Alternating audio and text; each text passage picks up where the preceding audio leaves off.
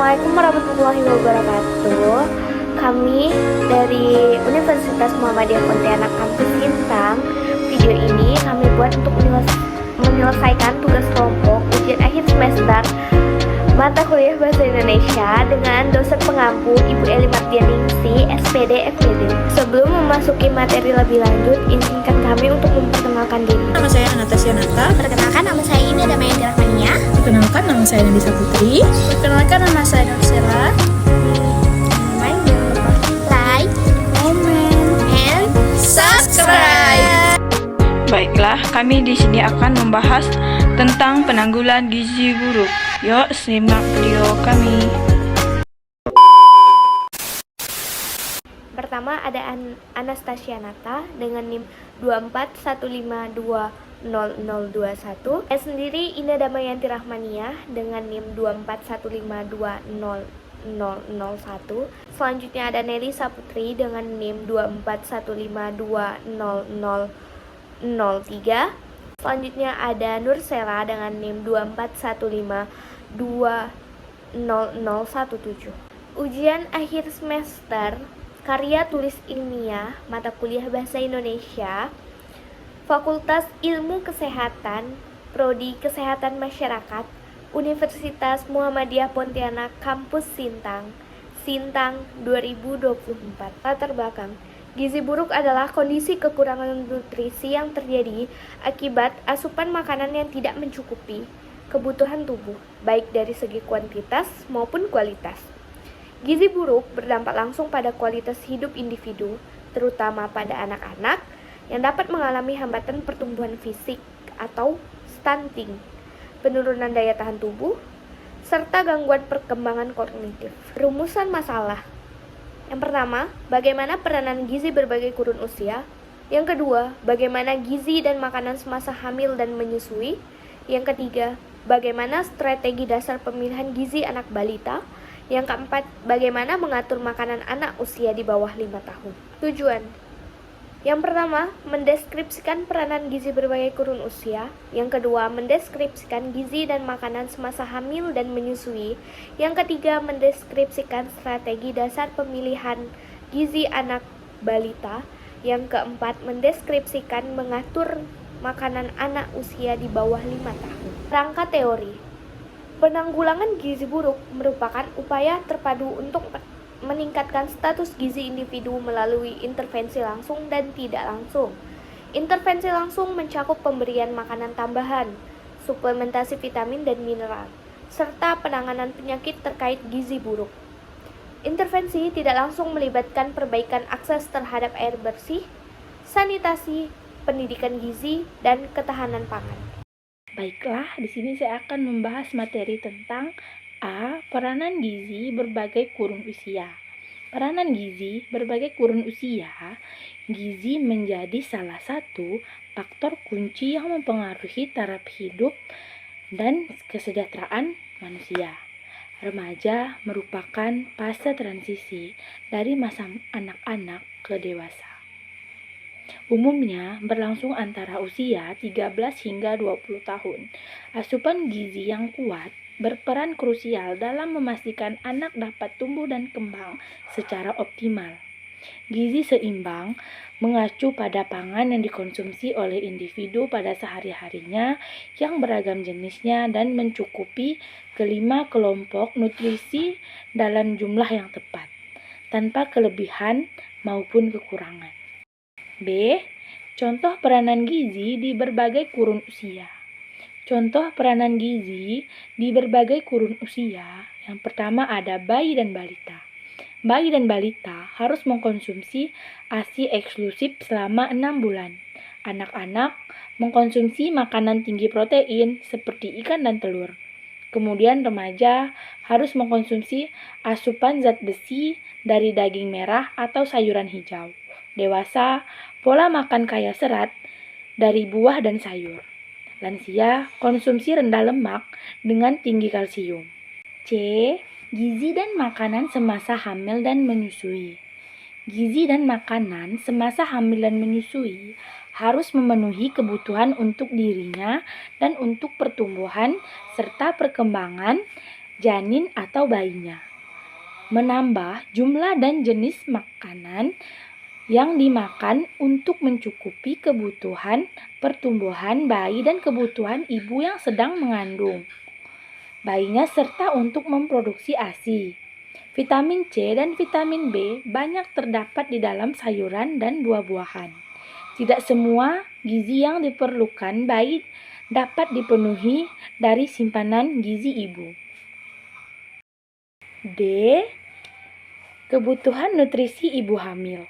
Kebutuhan nutrisi ibu hamil yang pertama ada asam folat mencegah cacat lahir.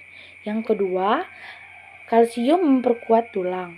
Yang ketiga, vitamin D menyerap kalsium. Yang keempat, protein mendukung pertumbuhan janin. Yang kelima, zat besi cegah anemia defisiensi besi. E. Kebutuhan nutrisi ibu menyusui.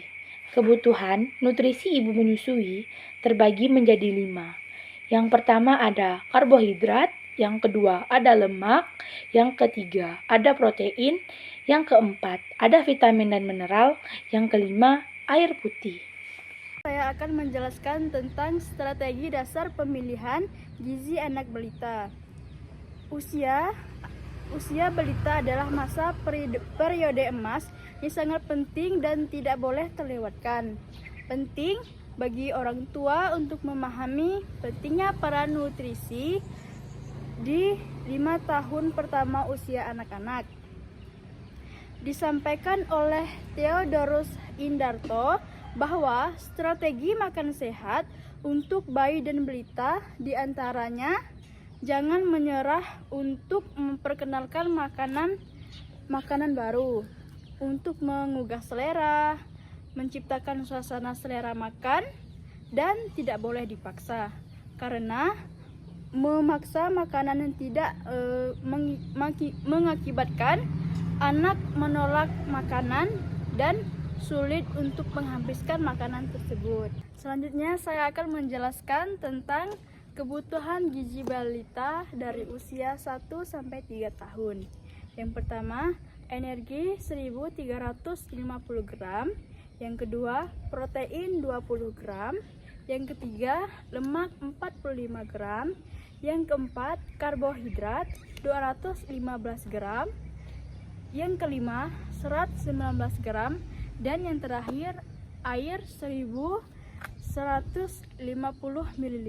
Selanjutnya saya akan menjelaskan kebutuhan gizi balita dari usia 4-5 tahun.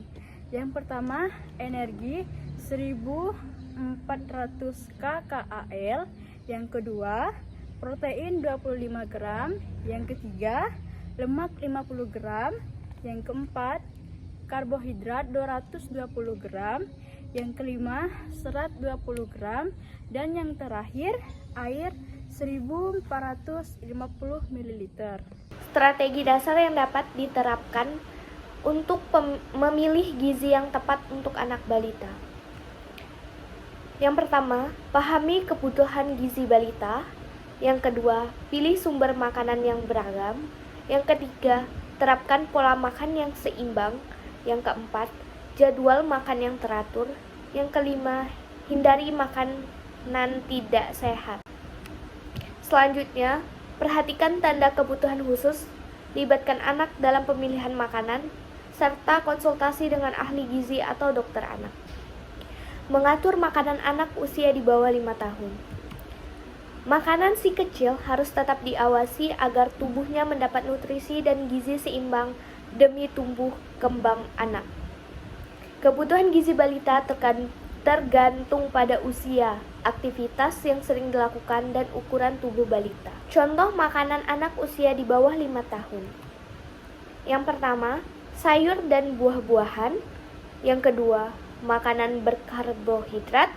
Yang ketiga, susu dan produk olahannya. Dan yang terakhir, daging, ikan, dan sumber protein lainnya. Sayur dan buah-buahan. Penting untuk mengenalkan berbagai macam sayuran dan buah-buahan sedini mungkin pada balita untuk menghindari gangguan tumbuh kembang pada anak. Jadi, Semakin bervariasi jenis makanan sayur dan buah yang balita konsumsi, semakin baik untuk pertumbuhannya. Kedua, makanan berkarbohidrat. Makanan berkarbohidrat mengandung energi, nutrisi, dan serat yang baik untuk balita, seperti roti maupun sereal, kentang atau ubi, nasi, sampai pasta. Susu dan produk lainnya. Susu segar dan makanan produk olahan susu lainnya yang berlemak tinggi adalah sumber utama kalsium untuk balita. Ini berfungsi untuk menunjang pertumbuhan dan kesehatan tulang dan gigi. Susu juga kaya akan vitamin A. Selain itu, keju juga berperan penting untuk kesehatan balita karena mengandung kalsium, protein, dan vitamin A. Contoh selanjutnya yaitu daging, ikan, dan sumber protein lainnya. Anak-anak membutuhkan asupan penting dan zat besi yang tinggi selama masa pertumbuhan. Daging, ikan, telur, dan biji-bijian, misalnya kacang polong dan kacang hijau.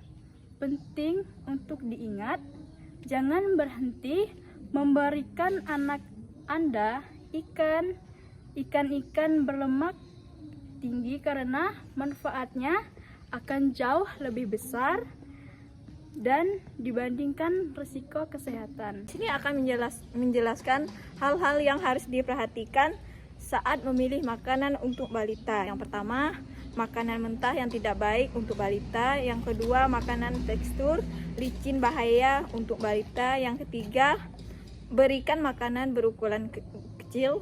Yang keempat, hindari memberikan susu krim. Yang kelima, perhatikan saat memberi makanan balita dalam kendaraan. Baiklah, selanjutnya adalah kesimpulan dan syarat. Kesimpulannya adalah penanganan gizi buruk memerlukan pendekatan terpadu, meliputi edukasi gizi, peningkatan akses pangan, dan pemantauan kesehatan, dan intervensi medis. Pendekatan ini bertujuan untuk prevensi gizi buruk dan meningkatkan kualitas hidup anak-anak.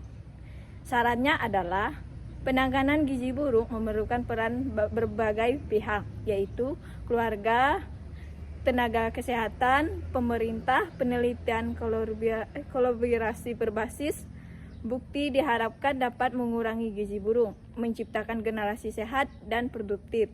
Penulisan juga membuka diri untuk kritik dan saran guna menyempurnakan karya tulis ilmiah.